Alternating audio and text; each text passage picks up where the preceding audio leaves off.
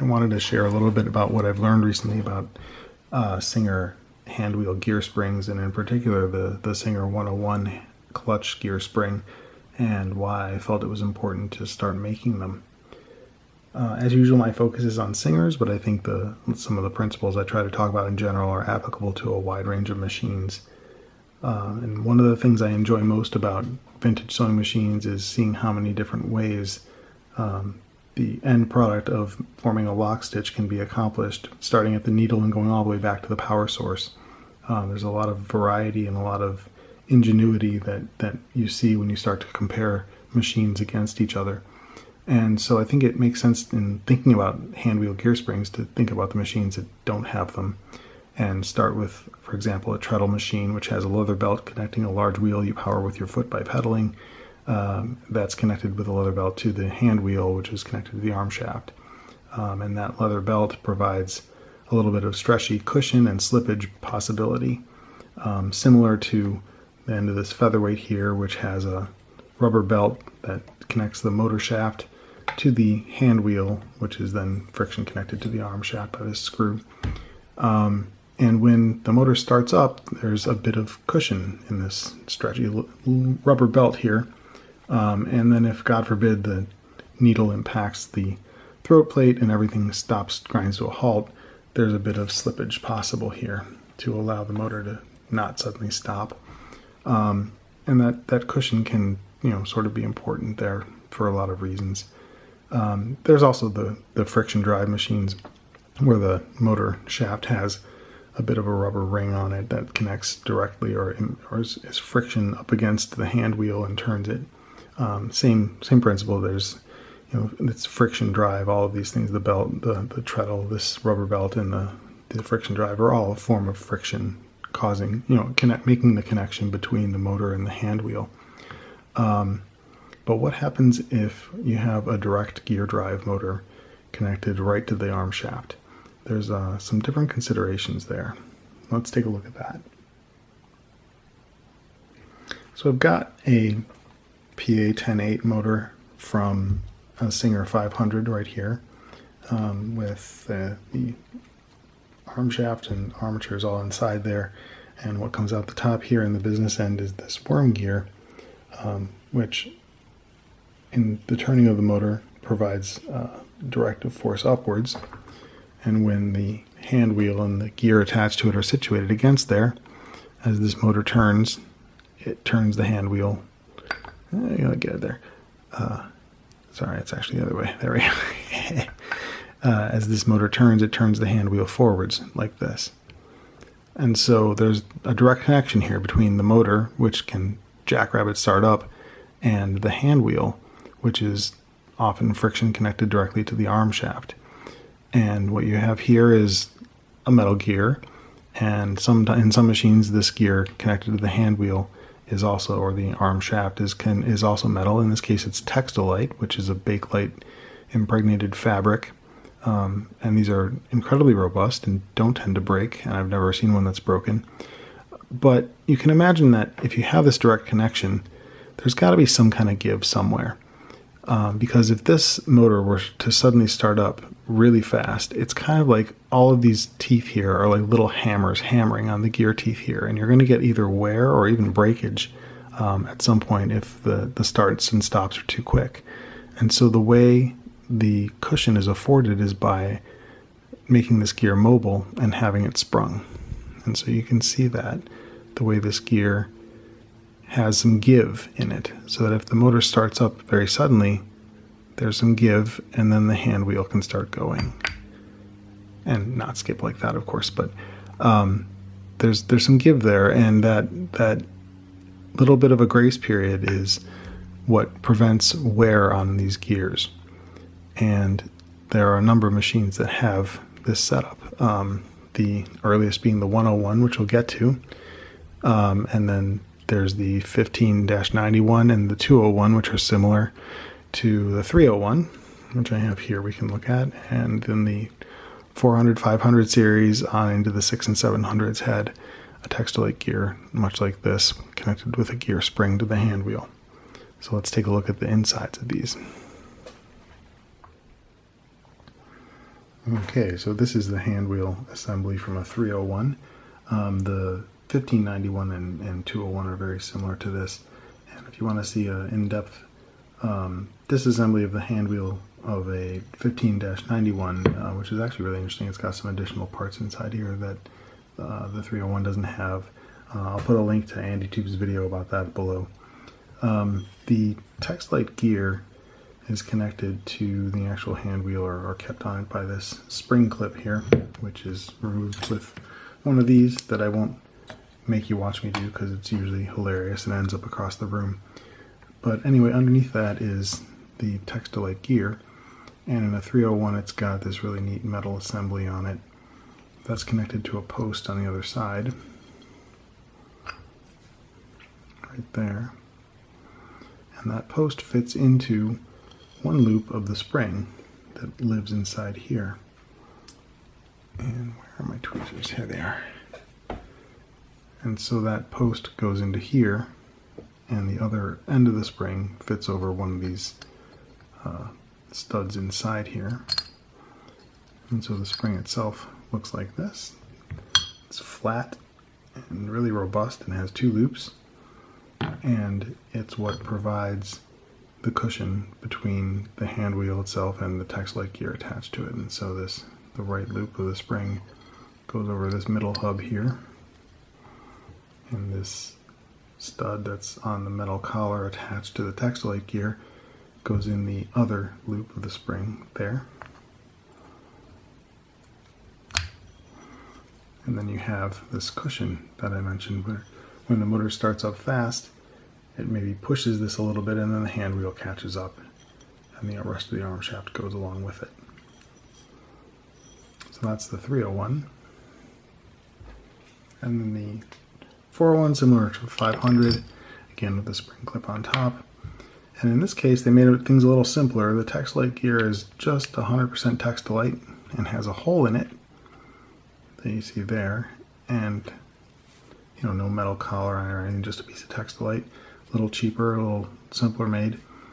And that hole engages this spring that's in here, and that also goes into another hole right there into the hand wheel, right in there. And the spring itself is 1.5 round deal like this. Again, some pretty robust metal. And these look pretty easy to fabricate, or like you could get replacements somehow. And there's replacements that are available. I think they may still actually, someone may actually still manufacture these. I was able to buy several of them online somewhere for pretty cheap, just as to have as spares. Occasionally they do break. I did buy a 500A that I think the seller got rid of because it was acting funny, quote unquote, and it turned out this spring was broken. And what that can cause is it'll still end up sewing, but there's some jarring stops and starts that occur because this cushion is entirely gone now, and it relies on the gear to sort of engage somehow, and possibly it might not engage if this is totally broken or missing. You can see that's not there. This is just going to spin freely. But these do break from time to time depending on what you're doing with the machine, and need to be replaced. Again, that engages there in the hand wheel and then goes just right through a hole in the Textlight gear, and then provides that cushion between the motor and the arm shaft, essentially. One other thing to mention about these hand wheel springs, gear springs, is that when you imagine the motor is here with its worm gear on the commutator shaft, and the arm shaft of the machine goes through here, this spring really provides 100% of the connection and bears 100% of the stress on connecting the power of the motor to the motion of the arm shaft. If this breaks or didn't exist, come on out of there, if this wasn't here, this Textlight gear, as I said, would just spin freely. And so the fact that this spring connects the gear to the hand wheel, which is then when it's engaged, connected directly to the arm shaft, this spring is taking all of that force of the motor and transmitting it to the hand wheel and the arm shaft. And so it really isn't surprising that sometimes they're going to be stressed and eventually break. And so it's worthwhile knowing about these parts, knowing when they're intact or when they're in trouble, and being able to replace them, because this is right here, your connection of your sewing machine to its motor. All of it right there. So here we are on the back side of a 101, which is really the main focus of this video, and I'll take you on a tour of the important parts here relevant to what we're talking about. I've left off the bobbin winder assembly, which normally is in here, so you can see a little better.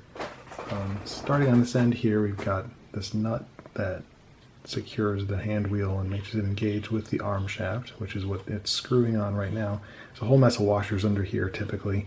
Lots of videos about how to reattach those and put those in place. So there's the arm shaft here that goes clear through to the other end of the machine, and here we have the hand wheel. And this hand wheel is normally secured to what it's under it by these two screws here. And through that goes the arm shaft and a lot of this other stuff. And so inside here you see this gear, which is what the motor actually engages to turn hand wheel and or arm shaft. And then there's some other gears inside here attached to the arm shaft and engaging the lower transmission there to get power down to the hook assembly all the way over there.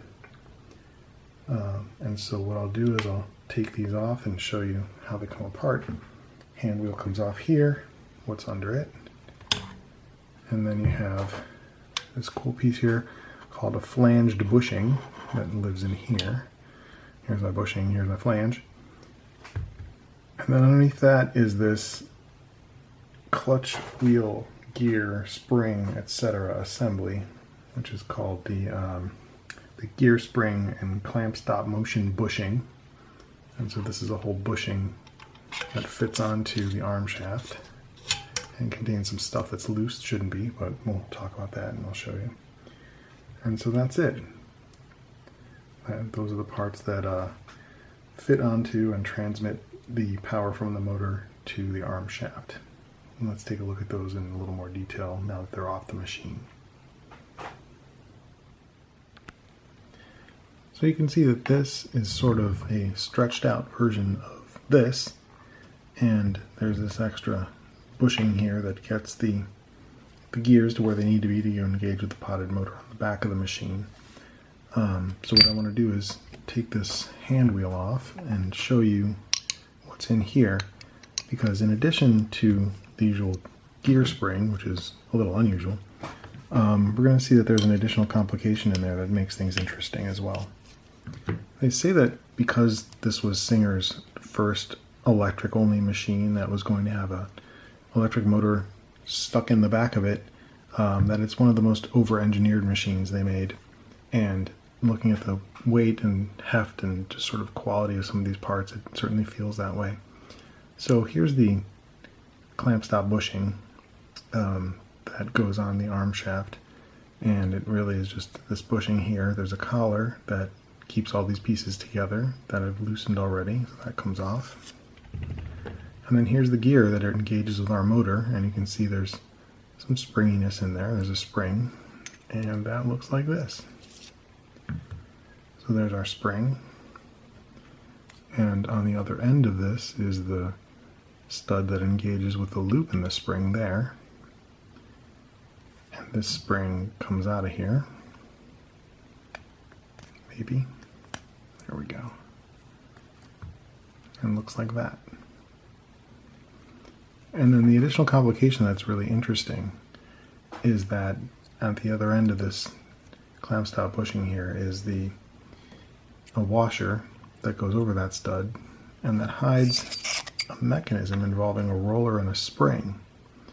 And this is actually loose on here, it's not permanently attached. And the interesting thing is that because of the nature of this roller and this spring and this sort of tapered groove and that it lives in, you can turn this way. Oops, you can see that. You can turn the bushing shaft to the left, but not to the right, because that roller gets squeezed into this groove when you try to apply force turning it clockwise as we're looking at it, but counterclockwise works just fine. You can see there's a little snap there. Tells you where it is. And so that has relevance when you have the machine together, going to take you out of here. In that, if you want to turn the hand wheel, which again is attached to this bushing, right?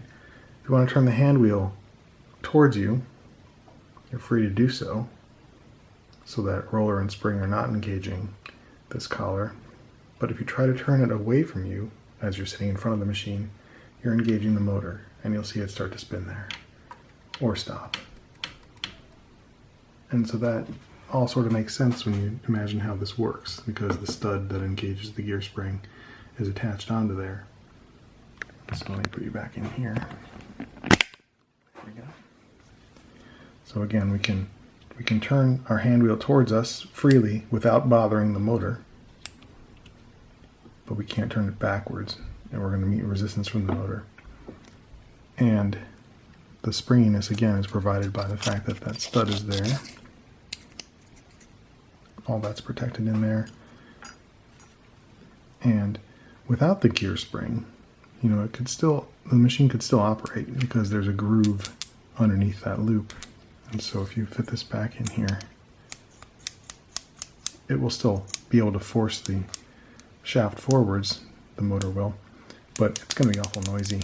And again, that gear spring provides the cushion between the motor and the arm shaft engaged to the hand wheel. And so once that fits inside there, we again have a spring grace period, a little bit of a cushion there between the motor and the arm shaft. And then when you turn the hand wheel towards you, it's free to turn, but not back in this direction. You're going to meet resistance from the motor. And so again, this gear spring really bears 100% of the force of the motor connecting to the arm shaft. It's all right here. And if you look at this gear spring compared to the others we've seen, it is quite a lot flimsier and thinner. And for that reason, these are really often found broken in 101s. It's funny, they over-engineered everything except this gear spring, which is the only connection between the motor and the arm shaft. And so I thought it was important, because it looked kind of simple, and because I imagine there's a bit of demand out there for them, and you really can't buy these. I thought it was important to try to make them on my own, and I ended up getting enough tools and materials together and practiced enough, had enough bloody fingers, earned enough to be able to say that I can manufacture these and will be able to provide them to people who need them. And I'm going to have a series of videos next without any talking, just to show you what the process is of creating these.